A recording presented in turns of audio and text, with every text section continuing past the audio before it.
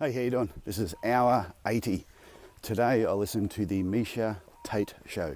Now, for those that don't know who Miesha Tate is, she is just a recently retired MMA fighter that was in the UFC. But this actual recording, she is interviewing Gary Reinl, who is known as the anti-Iceman.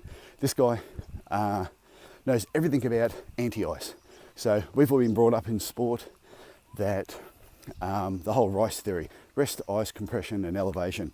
And this guy is basically saying that whole theory is bullshit and we shouldn't be doing it. Now, there's certain times when you can use ice, but for the majority of times, the whole theory, the whole R.I.C.E theory is crap. Now, this is what he's saying in this interview, which when you listen to the whole podcast, it's actually really interesting.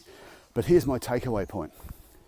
How many things do we do each day in our lives where we just accept some of the things that we've been told in the past, which may or may not be true?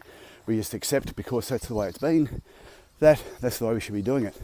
So when he was talking about the R.I.C.E theory, he was saying it was something that came up when a guy wrote a book in 1978, the first sports medicine book. And now it's going to stop and go across the road. And what's funny is this guy, Gary Reinl, has actually written a book about the whole anti-ice theory. And the guy who came up with the R.I.C.E theory actually wrote the foreword for his book, basically saying that what Gary's written in his book is pretty spot on. So, I don't know, I think these whole two theories, it's worth investigating a little bit further and not taking everything we hear for the first time or something we've seen done numerous times is actually true. Okay, I'll talk to you tomorrow. Bye.